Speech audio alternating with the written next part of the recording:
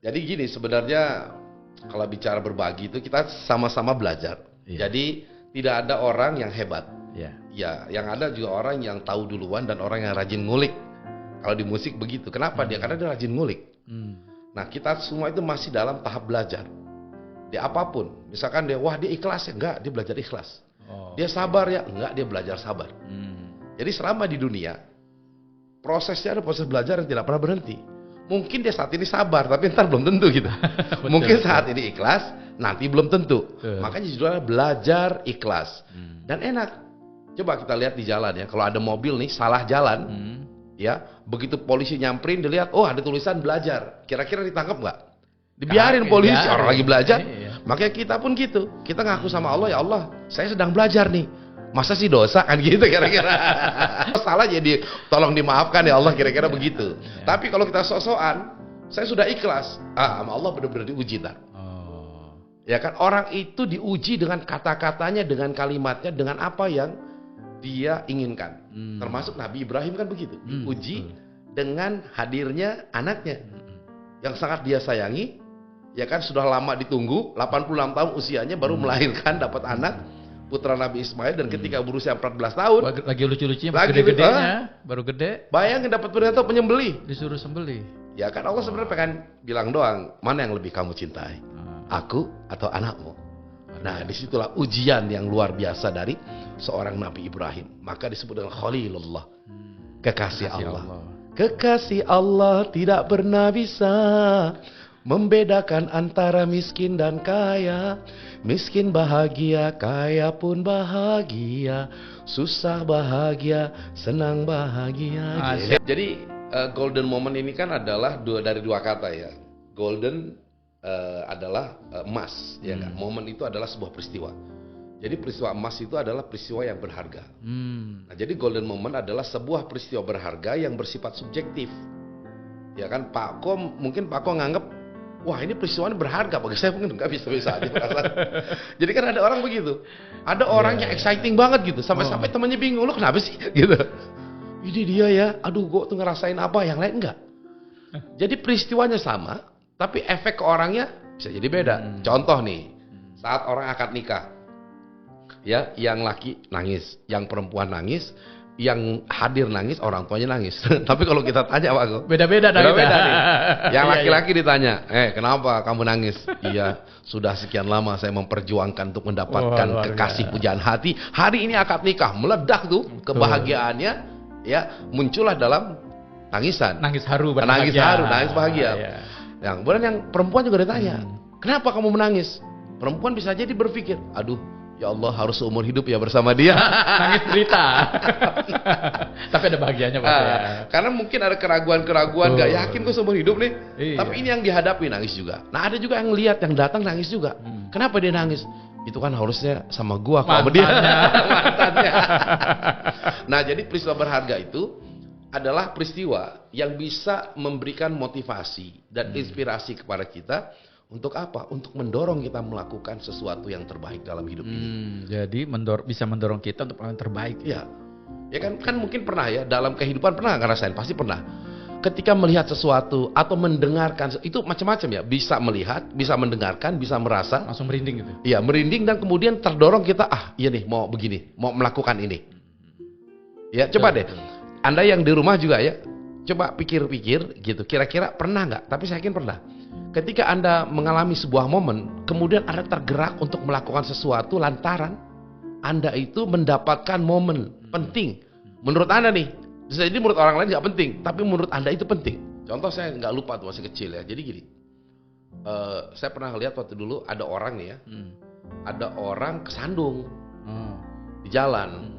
Terus otak saya mikir, wow, kesandung, kok bisa kesandung sih? Udah padahal matanya aja punya kaki masih kesandung juga. Selesai nih, jalan nih terus nih. Gak lama saya lihat tuh di situ, wah ini kok ada di jalan ada apa? Ada kantong kresek, gitu kan? Kantong kresek mau saya pinggirin pakai kaki, nggak taunya apa batu Pak. Aduh. Jadi Allah itu membuat kantong kresek itu dalam pandangan saya kantong kresek. Padahal batu. Coba bayangin saya tendang batu, lebih goblok gua kan sebenarnya. Kalau yang tadi orang kesandung. Nah, ini menurut saya golden moment. Kenapa?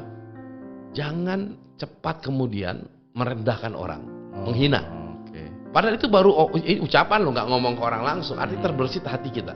Berarti golden moment itu banyak sekali ya, bisa kita temukan sebenarnya. Dan bukan hal-hal yang besar-besar aja. Oh, gitu ya. Dan bahkan hal yang buruk nih, misalkan ada orang ditahan di penjara nih, di penjara, gitu. Iya. Ya kan? Nah dia kemudian dengan dia di penjara atau dia kemudian berpisah dengan kekasih hatinya, bisa membuat dia kemudian tersadar untuk bangkit, itu termasuk golden moment. Oke. Ya kan? Sadar nih, para koruptor mudah-mudahan dapat golden moment ketika di penjara nih. Gitu. Atau orang-orang yang maling gitu ya, ketika di penjara mudah-mudahan dapat golden moment. Jangan kemudian malah jadi hebat di situ belajar gitu. Belajar jadi tambah ahli malingnya. Nah, ketika dia bisa memaknai sebuah peristiwa yang kelihatannya itu negatif, kemudian bisa mendorong dia melakukan sesuatu yang positif, maka itu adalah golden moment. Jadi orang-orang yang di penjara keluar jadi positif, bahkan bikin tafsir Quran. Ada kan? Oh, Ibu Mbak Angelina Sonda yang saja. Oh, betul. Keluar di sana jadi mualaf, hafal Quran. Luar biasa itu. Betul. Ya, kalau kita membayangkan ya penampilan Mbak Angel, mohon maaf ya Mbak ya, saya kan dulu melihat juga ketika sebelum terjadi peristiwa itu dengan yang sekarang. Beda banget ya. Ya Kak, wah. Tapi orang lihatnya kan kok di penjara negatif ya. Ternyata itu tapi bisa memberikan momen itu justru menjadi sesuatu yang positif. Nah itu dia. Golden moment. Tapi ada syaratnya orang bisa mendapatkan golden moment. Ini itu ada dua. Ya, yang pertama itu dia harus memiliki kepekaan hati. Dia selalu mengkaitkan sesuatu itu dengan Allah. Innamal mu'minuna alladzina idza dzukirallahu wajilat qulubuhum wa idza tuliyat alaihim ayatu zadatum imana wa 'ala rabbihim yatawakkalun. Jadi ketika dia melihat sesuatu, kan itu ayat Allah tuh kan bisa yang di dalam buku gitu ya, tersurat ataupun yang tersirat. Betul. Nah, selama dia mau membuka hatinya, menerima kebesaran Allah itu, akan mempermudah dia untuk mendapatkan golden moment. Ya, termasuk apa? Membuka hati itu, memaafkan. Oke. Di sana juga ada yang namanya bersabar juga ada. Itu kan termasuk hal-hal yang masuk dalam kepekaan hati kita. Nah, itu jadi pertama adalah orang yang memiliki sensitivitas hati. Selalu hatinya itu tersentuh, gampang tersentuh. Ya, bukan baper kemudian jadi negatif ya, jadi bawaan sedih gitu. Enggak, disuruh ini baperannya itu bukan melo ya. Bukan melo. Jadi dia selalu mengkaitkan sesuatu itu dengan apa? Dengan bahwa ini adalah pesan-pesan dari Allah. Nah, dia memiliki kemampuan membaca tanda-tanda, termasuk yang dirasakan oleh Nabi Ibrahim. Dengan sensitivitas hatinya itu, kemudian Nabi Ibrahim bisa menangkap pesan melalui mimpi. Ya, mimpinya kan nggak main-main, disuruh menyembelih anaknya. Iya. Ya, sampai beberapa kali dan kemudian dia cerita pula kan, anakku, aku bermimpi ini Allah menyuruhku untuk menyembelih engkau. Ternyata Nabi Ismail juga menangkap. Soleh banget. Iya, soleh tadi menangkap golden moment tadi. Coba kalau anaknya nggak punya golden moment, dia bilang apa? Sama apa? Saya juga mimpi nyembelih bapak gitu. Jadi itulah dia. Pertama ya, dia memiliki sensitivitas hati. Itu malaikat nggak bisiki Nabi Ibrahim, tenang, nanti diganti kambing, enggak ya? Enggak. Justru itu golden momennya ditangkap atau enggak? Gitu. Bener. Nabi Ismail juga nggak dibisikin, tenang, nanti diganti. Dia, enggak. Kalau begitu udah kasih bocorannya dong. Iya. Jadi kalau peristiwa Nabi Ibrahim itu sampai detik-detik ingin melakukan itu dalam kondisi bahwa dia akan meninggal anak ini begitu. Kelas kepasrahan baru diganti, bukan dibisikin duluan. Itu berlaku buat kita juga berarti kan? Iya kita. Nggak ada bisikan bahwa ini golden moment nih. Justru kita harus menemukan. Benar. Jadi permasalahan itu nggak mungkin diceritain nanti setelah masalah ini kamu akan dapat ini enggak. Emang sinetron kali di setting begitu. Iya. Ya semua itu berjalan secara alami. Nah syarat tadi itu dia memiliki apa? Kepekaan hati. Nah pertama, yang kedua adalah memiliki rasa syukur dia. Berangkat dari rasa syukur. Ya kan la in syakartum la azidannakum wa la in kafartum inna adzabi lasyadid. Nah jadi apabila kamu bersyukur maka Allah akan tambahkan. Wa may yashkur fa inna ma yashkuru li nafsi. Nah jadi ketika Anda bersyukur sebenarnya Anda tuh berbalik ke diri sendiri. Nah bersyukur ini kan sebenarnya adalah tanda terima kasih. Makanya orang yang ketika dikasih sesuatu sama orang lain kan gampang ngomong oh makasih ya, terima kasih gitu. Nah artinya kalimat syukur alhamdulillah ini adalah ekspresi bahwa kita berterima kasih kepada Allah. Nah ketika orang berterima kasih maka dia akan melakukan sesuatu, terdorong untuk melakukan sesuatu. Kenapa? Rasa terima kasihnya. Contoh misalkan ikan lumba-lumba, ini saya seringkali menggunakan istilah ini yang paling gampang. Kenapa ikan lumba-lumba di SeaWorld itu ya mau disuruh lompat, disuruh nari, disuruh nyium penonton? Dikasih makan. Karena dikasih makan, betul aku. Coba ikan lumba-lumba aku nggak dikasih makan, kira-kira mau nggak dia? Loncat. Malas amat deh. Ngapain kan loncat Dia doang? sudah dilatih ya. Iya. Kalau melakukan itu dapat makanan. Instingnya begitu. Instingnya Ketika jadi melakukan ini dia dapat makanan, ada rewardnya. Iya. Nah, binatang aja itu paham betul bagaimana tahu dia berterima kasih. Dia mengikuti perintahnya dari pelatihnya. Lah sekarang kita sebagai manusia nih, saya tanya, berapa banyak nikmat yang telah Allah berikan sama kita? Nggak terhitung. Kemudian kita tanya, berapa banyak perintah yang Allah berikan kemudian kita lakukan? Sedikit. Nah, itu dia. Bisa kehitung jari. Itu dia, Masya Allah. Maka setiap perintah Allah sebenarnya adalah bagian dari rasa syukur, bukan kewajiban pada hakikatnya ya. Orang terproses, itu kan wajib. Benar, wajib. Tapi ketika kita berpijak kepada rasa syukur, maka sebenarnya kewajiban itu bukanlah sesuatu yang beban. Mesti menikmatinya. Nah, karena rasa terima kasih kita. Ya Allah, saya terima kasih ya Allah. Ngapain? Saya sholat nih. Saya terima kasih ya Allah. Ngapain? Saya puasa. Puasa saya ini karena terima kasih saya sama Engkau ya Allah. Maka menjalankan nikmat rasanya, nggak jadi beban ya. Saya haji ya Allah. Kenapa? Karena rasa terima kasih saya. Jadi hati-hati loh, orang yang sekarang masih nggak mau berangkat haji. Jangan-jangan Anda termasuk orang yang belum pandai bersyukur. Belum ada panggilan. Orang sholat tanpa rasa syukur jadi beban karena wajib. Namanya wajib kan jadi beban. Jadi berat. Tapi karena dia bersyukur, nikmat betul sholatnya. Benar. Hajinya nikmat, ngeluarin duit besar juga nggak nikmat. Iya. Apalagi sekarang momen korban nih. Orang yang mensyukuri rezeki yang diterima harusnya dia berkurban. Itu dia maksudnya. Kurban adalah bagian dari rasa syukur. Iya. Kita bisa kok beli gadget yang mahal. Kita bisa beli aksesoris mobil yang mahal. Kita bisa aksesoris motor. Ringan aja keluarnya. Tapi begitu kambing nih 3 juta, mikir dulu kita. Betul. Hah? Betul. 3 juta besar rasanya. Besar. Kenapa? Karena kita berpikir bahwa itu beban. Ya. Nah, padahal istilah kurban dari karaba, karena korib ya, kedekatan gitu. Karaba yakrobu kan ya, kurbanan. Jadi kedekatan kita dengan Allah. Jadi ketika orang berkurban, jaminannya apa? Akan tambah kedekatan kita dengan Allah. Lah kita aja nih, kita kan suka ini kalau secara kehidupan normal ya di kantor. Pengen dong dideketin bos. Oh iya. Dan biasanya caranya gimana? Kita ngasih apa kayak gitu. Iya. Ya kan? Bos, bawain kopi. Bos sukanya apa nih bos? Gitu kan? Baik.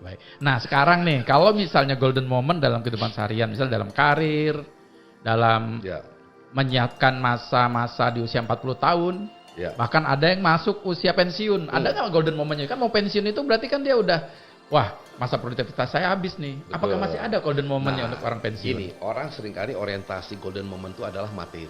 Oh, oke. Jadi terutama laki-laki ya, ketika dia bekerja, maka golden moment dia adalah menghasilkan uang.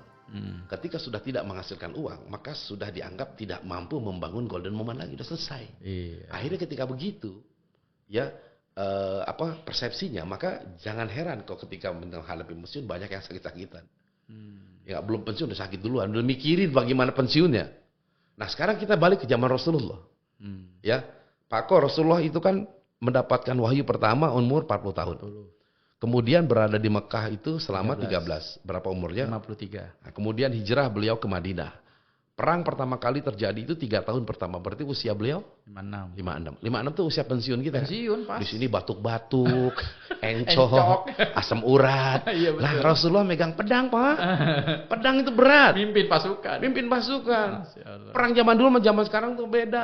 Zaman sekarang kan tinggal nunggu doang. Kata perintah, tembak-tembak. Dung, habis itu ngobrol lagi ngopi. Kalau sekarang itu dulu begitu. Kalau dulu pakai kuda, angkat pedang. Fisik banget. Nah, artinya pada usia 56 tahun, Rasulullah mendapatkan sebuah golden moment yang luar biasa, harus menghadapi yang namanya Perang Badar. Nah, di situ ujian bagi umat Islam yang pertama. Sampai Rasulullah mengangkat tangannya dan kelihatan kata, ya Allah, kalau seandainya engkau nggak bantu nih, habis ya Allah. Ini umat ini yang saat ini sedang berada yang jumlahnya sekian ini. Tidak akan ada lagi yang menyembah engkau. Tidak akan. Sampai bahasanya kan ngeri sebenarnya. Ngancam ya. Seolah-olah seperti itu. Kenapa? Karena begitu luar biasanya momen yang dihadapi, seolah-olah kita itu umat Islam pada saat itu sangat tidak seimbang dengan pasukan 300 lawan 1000. Itu dia. Nah, jadi kita sering kali mungkin menghadapi peristiwa-peristiwa yang membuat diri kita akhirnya kita menyerahkan diri kepada Allah. Nah, cuman biasanya begini. Jeleknya manusia nih ya, saya mungkin, dan mungkin juga Anda pernah merasakan. Biasanya kedekatan sama Allah itu terjadi kalau udah kepepet, Pak. Umumnya gitu. Iya, kalau udah merasa enggak kuat, baru berdoanya serius. Iya. Orang nih lagi doa nih. Ya kan, duitnya ada kantong 50 juta. Itu kalau orang doa, amin. Amin. Doanya di sini tangannya. Amin. Lama amat sini, amin. Tapi kalau lagi nggak ada duit nih, utang banyak langsung. Nangkat. Iya, Ustadznya ngomong kan itu, ya Allah, tolong mudahkan rezeki. Amin. Hilangkan hutang-hutang. Amin. Ya Allah, sampai nangis. Amin. Kenapa? Karena kepepet.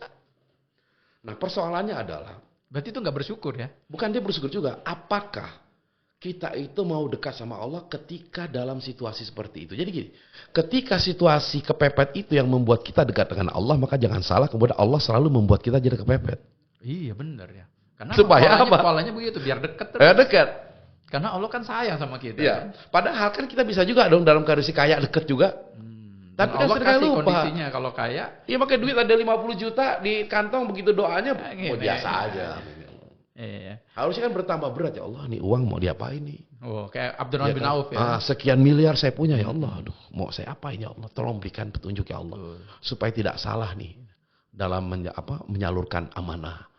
Kan menyalurkan, bukan duit dia, duit Allah pada dasarnya. Semuanya. Saya ingat Bang, ada kisah dari Abdurrahman bin Auf. Waktu itu beliau bingung, uangnya banyak mau dikemanakan. Tiba-tiba setelah selesai sebuah peperangan, pasukan Islam pulang, itu kurma-kurma belum sempat dipanen dan busuk. Ya. Orang-orang pada panik, bayangin satu kota nggak panen, bisa 2, 3 sampai 6 bulan nggak makan itu.